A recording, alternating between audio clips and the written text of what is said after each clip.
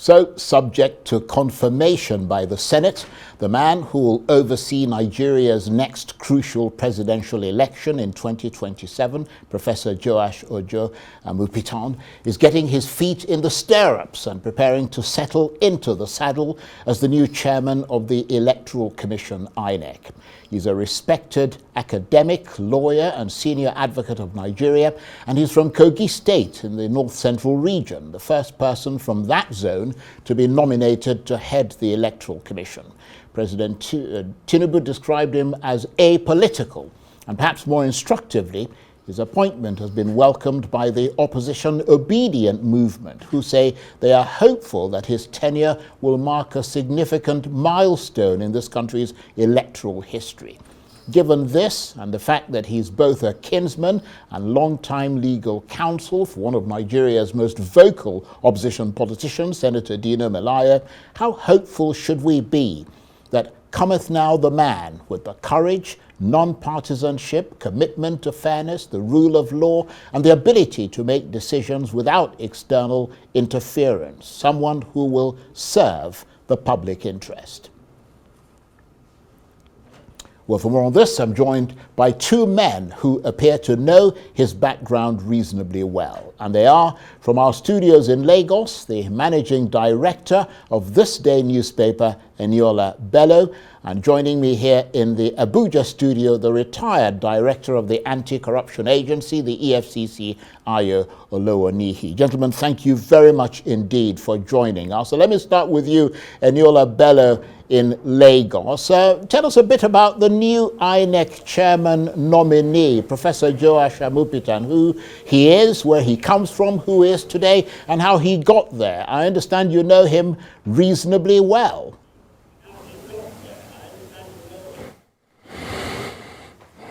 Thank you, Charles. Good evening, viewers. And good evening, Ayo, my brother. Yes, I know Professor Amupitan very well. We grew up from the same environment. And I will look at him from four different areas: as a scholar, as a leader, his area of expertise, and his character. In the first place, Professor Amupitan is a legal scholar, a very, very top one. He finished law school.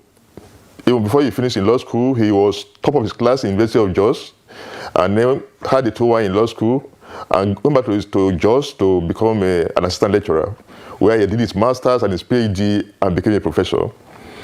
Since then, in terms of leadership and administration, he has been head of department, he has been dean of faculty, he has been chairman committee of deans, he has been a deputy vice chancellor administration, and in the process, he's also been a member of council Institute of Advanced Legal Studies. He's also a member of council of the Council of Legal Education. So you can see that in both ways, either as an academic or as a leader, he's solid. Then, as in his area of expertise, he's an authority on corporate governance. And I must tell you that for INEC to have a free, fair, and proper election, you have to look at the kind of corporate governance that is available there. Because over the years, people have been complaining. Corporate governance is key, is critical. And more importantly, it's also an authority on law of evidence. And law of evidence is where the principles and procedures that govern admissible facts in proceedings. And the process of doing that, he's an expert, an authority in that area. And you also realize that INEC is what they do every day. So his knowledge will be very, very applicable in that area, and will be useful to in turning around the procedure and processes in INEC. Again, that was his character. This guy has been in Jos since he graduated. So you see somebody who is contented.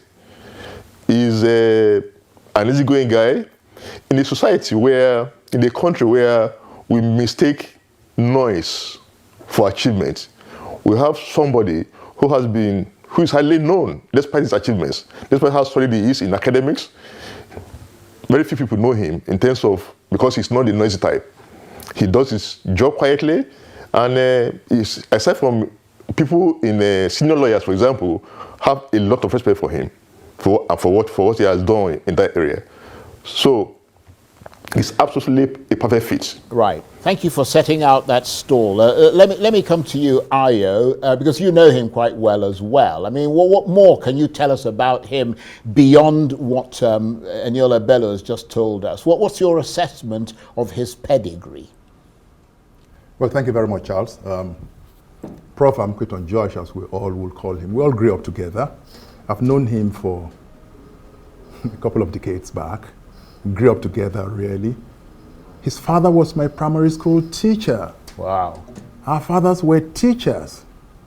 And that's how we got together. We went to secondary school in the same town, Kaba. He went to St. Barnabas College, while I went to St. Augustine's College. We both proceeded to what then was the Kwara State College of Technology. From there, we both went to the University of Jos. Guess what?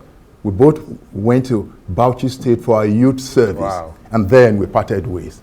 Amupitan went into the academics. Well, I chose law enforcement. And here we are. Amupitan, as Eniola Bello has told you, he's a dedicated fellow. He's a friend's friend, a friend in need. I have a story of Amupitan in my life. When I had a blip in my career, and Amupitan rose to my support, took my matter from trial court straight up to the Court of Appeal, and did not ask for a penny. Luckily, we won all matters, and I got reinstated back to my job. What do we expect of Prof. Amupitan? I think his legacy will be he will let Nigerians elect their leaders. And this is key. He's not going to be the INEC chairman that will say, go to court. Go to court. We're going to support Amupitan with prayers. He's a hard worker.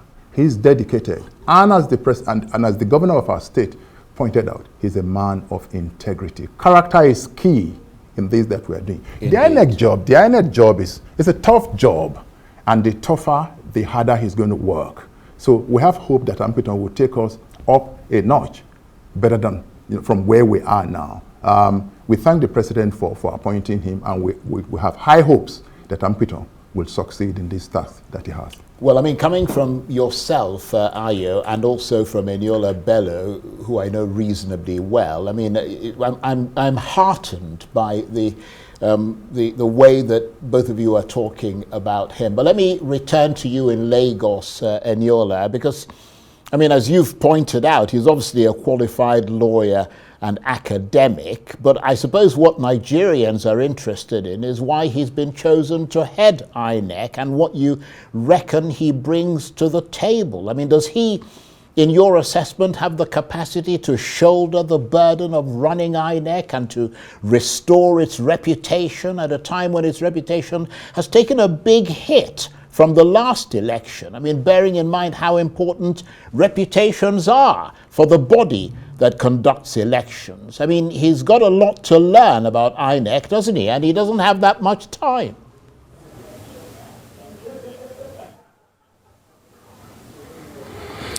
I absolutely have no doubt that Amupitan will show who he is when he's taken over the job. He's quite competent, he's hardworking, he's receptive to ideas, he believes in collegiate leadership, and he in terms of character, I just told you about just taking just one point of where he has been for so many years in Jos. That's what's a man who is contented. Despite what he has achieved in his career, he wasn't in. Some other people have been running up and down, looking for appointments and stuff like that. Then he grew up in an environment where you have a solid grounding, Omoluabi ethos. Where we come from, what is most important to our parents was integrity. And like Ayo said, his father was a teacher. He was a teacher in primary school. And he came out well-grounded. And whatever you become in life, what we are told when we are growing up is, do not spoil the family name. I believe that Amupitan will do well. Well, thank you for that. And of course, I know you, as I said, reasonably well. I mean, you're the managing director of one of this country's most respected newspapers, This Day. And of course, This Day is a sister organization to Arise News. And you yourself are a man of unimpeachable integrity. So if you guys all grew up in the same sort of backyard, I mean, one presumes that some of your integrity also rubbed off on him, or his rubbed off on you. But let me come to you, Ayo. The presidency has described him as a great hope for this country and its electoral system and its democratic future, and they called him a man of integrity. I mean, are there questions, though, that still need answering in your mind as far as that goes? I mean, there are people who believe, for instance, that there are rotten eggs within INEC who are basically there to manipulate elections results. I mean, alleged to be. And he's going to have to deal with that so-called cabal, assuming it exists. I mean, that's part of what the EFCC, which you used to work for, has to help him investigate and untangle, isn't it? Good. You've described it so well. And I must say that the presidency described Professor Amupitan quite well. A man of integrity. He's going to hit the ground running. Yes, Eniola Bello has told us Amupitan spent his life in the academics at the University of Jos, but he's been in leadership positions. INEC might be a new turf, but guess what? He knows that he's got to start learning from day one. And of course he gets there and he sees the persons that are there. He's a man of great courage. He never shies away from taking decisions, no matter whose ox is God. So I think Amupitan represents a great hope for our democratic development in this country. I tell you, while I'm not going to say we can sit back, we'll back him up with prayer and we expect that he will succeed. This is Amupitan, a man of great hope. Right. Well, I'm extremely chuffed listening to you there. But Anielo Bello in Lagos, given that he's reported to be quite close to that very vocal opposition senator Dino Melaya, and was apparently his long-time lawyer. I mean, does this mean that he's likely to inspire confidence and trust amongst the opposition and make them believe that elections can be done in this country without executive interference? And in point of fact, we've received a statement from the Obedient Movement welcoming his appointment.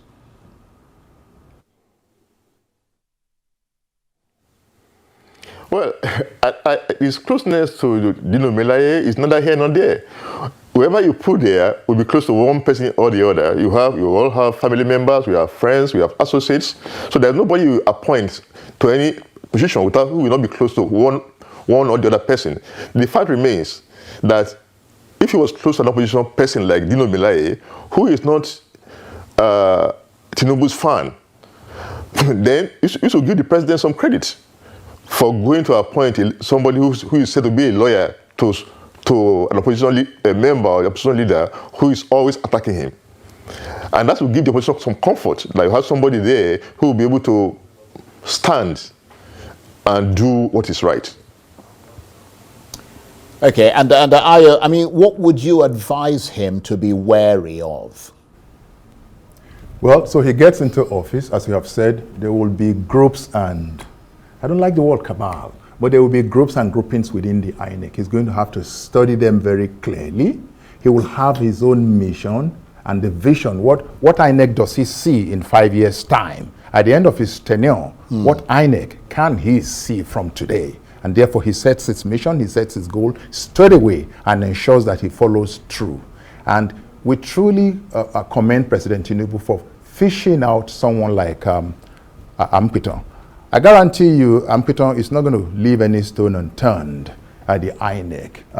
If he's going to have to confront any cabal or whatever they are there, he will. He will. He's a man of great courage and determination. He will. Well, I was going to ask you whether we should be praising President Tinubu for this appointment, but you've kind of answered that. And let me come to you, Anielo Bello. In line with the Constitution, which you're well familiar with, I mean, the President will now forward Professor Amupitan's name to the Senate for screening and confirmation. If he is confirmed, give us a brief rundown of what his role will be as INEC chairman. I guess the biggest thing he has to deal with is how to ensure that election results are declared openly, promptly, and cleanly. In other words, taking charge of the election result management process.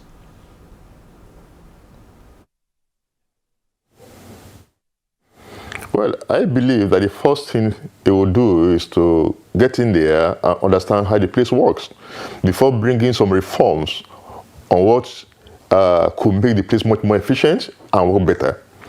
And he has the expertise to do that.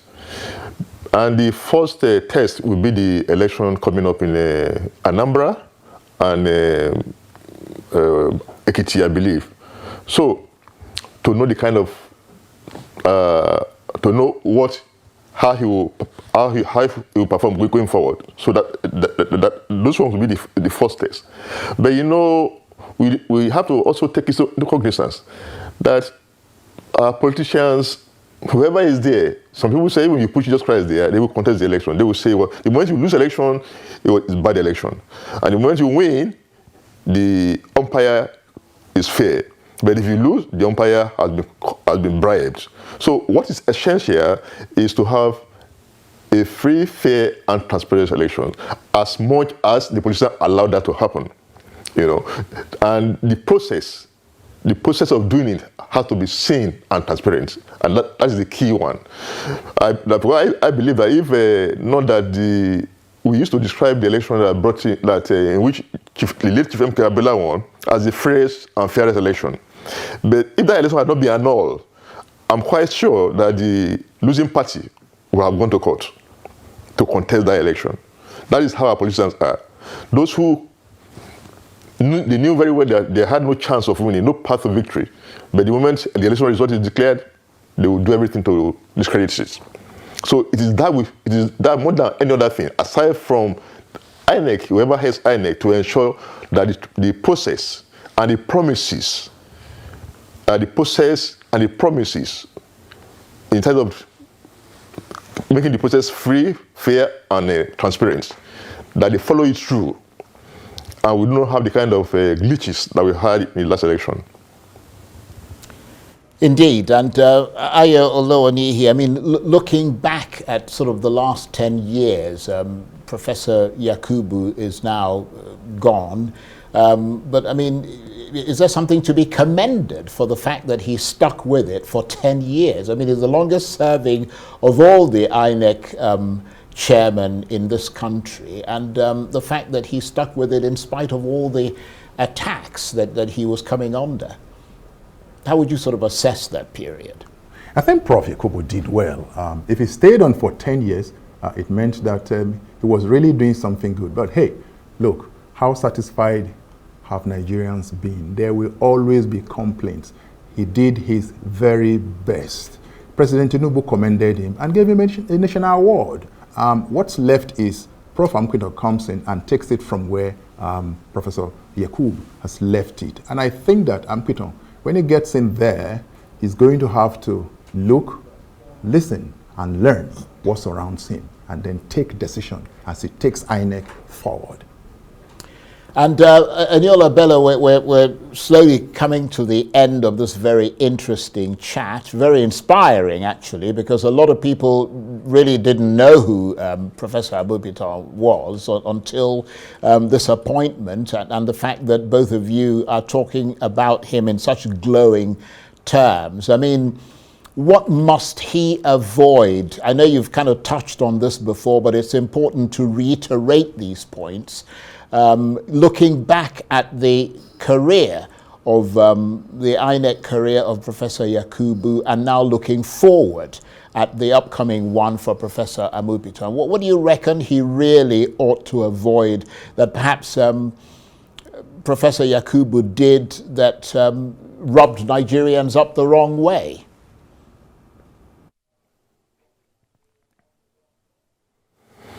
Well, the president said he's apolitical. I think he should keep to that. He has to be very careful not to be associated with any politician, because that is the easiest way to discredit him. Politicians look for things to discredit whoever is the umpire. I believe since there has been speculation over his appointment in the last 3 weeks, people have been digging all sorts of things. And when they could not find, they came up with that he was a lawyer to Dino Melaye. So, as he being a lawyer to somebody was wrong. He could have been a lawyer to anybody, or even to somebody in APC, or to any politician.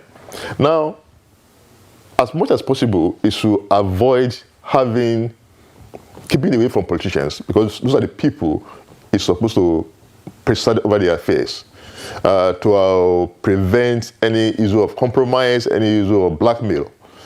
That is very, very critical towards his success. Olowonihi, if he was watching you now, what would you advise him to do going forward? I say to him, my friend, congratulations on this nomination. And I say to you, listen more than you talk. Live your life the way you have been living it. He's totally apolitical, friendly, hardworking, and will continue to support him with prayers. And he will succeed. Right. Okay. On that hopeful note, I want to thank both of you very much indeed. Ayo Olowonihi is the retired director of the Anti-Corruption Agency, the EFCC. And of course, Eniola Bello is the managing director of This Day newspaper. He was joining us from our studios in Lagos, and Ayo Olowonihi was here with me in the studio in Abuja. Thank you, gentlemen, to both of you very much indeed.